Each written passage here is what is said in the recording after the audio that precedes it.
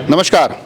अभी हाल ही में कुछ दिनों पहले मैंने आपको एक मामला बताया था। मामला केलवा से जुड़ा हुआ था। केलवा के model school, Vivekananda model school से जुड़ा हुआ था, जहां पर कुछ अभिभावक और कुछ ग्रामीण गए थे स्कूल में, और उनका कहना था कि स्कूल में विकास शुल्क को लेकर अनियमितताएं चल रही है और शुल्क अचानक बढ़ा दिया गया है। उसको लेकर अभिभावकों में नाराज़गी थी। ये पूरा मामला हम आप तक लेकर आए थे, और साथ ही उस दिन मैंने एक बात कही थी कि अभिभावकों की नाराज़गी, विद्यालय प्रबंधन की मजबूरी, ये सभी चीज़ें जाकर ठहरती है सरकार के प्रबंधन पर। सरकार का सबसे प्राथमिक दायित्व होता है कि अध्यापकों की व्यवस्था सुचारू हो। मगर आज इस राजसमंद जिला कलेक्ट्रेट में केलवा के कुछ और अभिभावक आए हैं जिनके बच्चे उस विद्यालय में पढ़ते हैं, और इनका पक्ष है कि विद्यालय प्रबंधन ने जो फीस बढ़ाई है, जो विकास शुल्क ले रहे हैं, हम उनके पक्ष में हैं। तो आखिर जानते हैं कि आखिर ये तमाम लोग कहते हैं क्या हैं। जैसा कि आपको विदित ही है कि हाल ही में कुछ माहौल ऐसा बना कि विद्यालय प्रबंधन के खिलाफ की जो शुल्क लिया जा रहा है, विद्यालय विकास शुल्क, वो कहीं ना कहीं इनके व्यक्तिगत उपयोग के लिए लिया जा रहा है, जबकि सत्यता कहीं इससे काफ़ी परे है।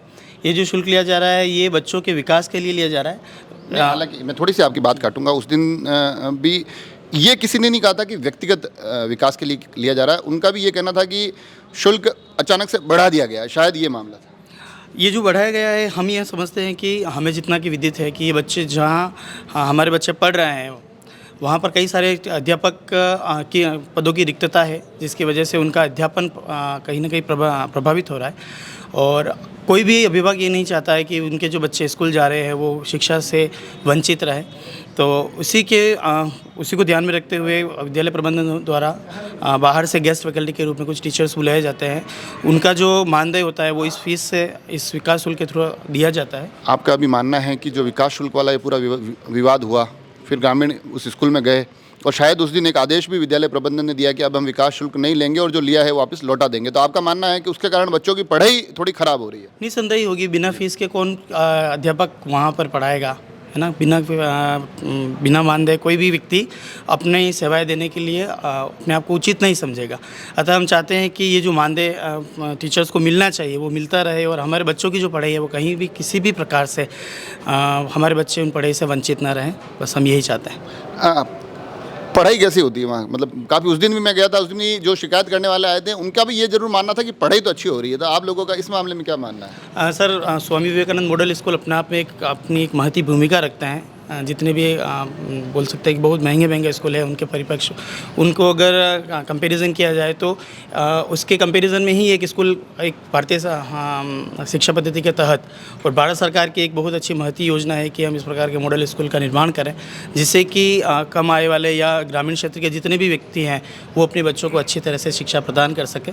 और हम ये चाहते हैं कि ये जो भारत सरकार का जो एक लक्ष्य है कि अच्छी शिक्षा प्रदान करें, उसमें एक विवेकानंद मॉडल स्कूल अपने आप में एक बहुत बड़ा रोल प्ले करता है। आपका कुल मिला के आज आने का उद्देश्य ये है कि जो विकास शुल्क लिया जा रहा है उसको भले ही लिया जाए, मगर बच्चों की शिक्षा सुचारू रूप से चले और उनको अच्छी एजुकेशन मिले। निसंदेह यही आप कहना चाह रहे। एक चलिए, विकास शुल्क का और मामला मैं समझ गया हूँ। उस दिन मैं विद्यालय में गया था तो एक विषय ये भी निकल कर आया था कि जो वहाँ प्रिंसिपल मैडम है वो, उनसे भी थोड़ी बहुत नाराज़गी लग रही थी।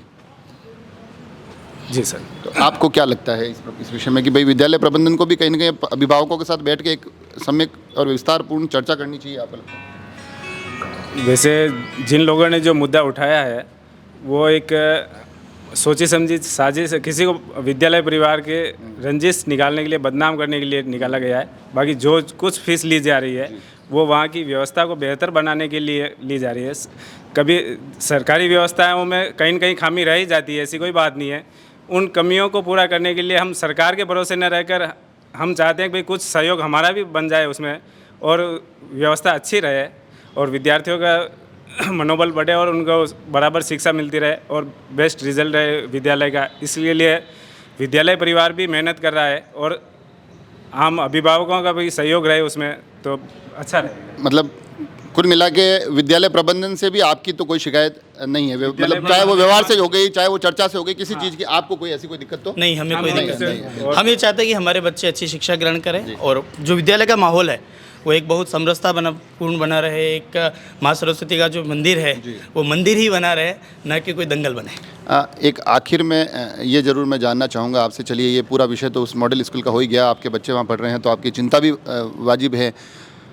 ऐसा नहीं लगता है कि अब सरकारों को भी थोड़ा एक जिम्मेदारी बनती है कि वो आगे आए और कम से कम जब विद्यालय खुलता है तो वहाँ पर समुचित स्टाफ रहे, सारे अध्यापक सरकार के माध्यम से आए, ये व्यवस्थाएं भी सरकार को तय करनी चाहिए। निसंदेह होना ही चाहिए, इसका एक अलग से बोर्ड निसंदेह होता ही होगा जो शिक्षा विभाग के द्वारा कि भाई कहाँ कहाँ क्या क्या व्यवस्थाएं हैं, कहाँ कहाँ क्या क्या खामियां हैं, उसका भी पूरा एक जायज़ा लिया जाना चाहिए।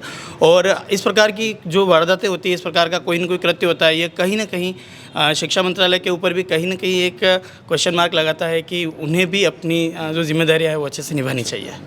तो देखिए, जब लोग बड़े अच्छे मन से आते हैं और बिल्कुल अपने बच्चों के लिए आए हैं, जब उस दिन विद्यालय में विवाद हुआ था वहाँ पर भी मैं गया था, आज जब ये तमाम लोग यहाँ आए हैं, इनसे भी बात की है, तो इनका बड़े स्पष्ट रूप से ये कहना है कि बच्चों की पढ़ाई बाधित नहीं होनी चाहिए, स्कूल रहे, दंगल ना बने।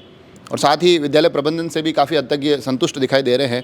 मगर आखिर में जो बात मैंने उस दिन वहाँ कही थी वो पुनः आज यहाँ पर भी दोहराता हूँ कि अभिभावक और विद्यालय प्रबंधन, इन सभी लोगों की अपनी अपनी कुछ मजबूरियां हैं, कुछ विवशताएं हैं, और वो सिर्फ इसलिए हैं क्योंकि सरकार अपनी जिम्मेदारी उस स्वरूप में नहीं निभा रही है।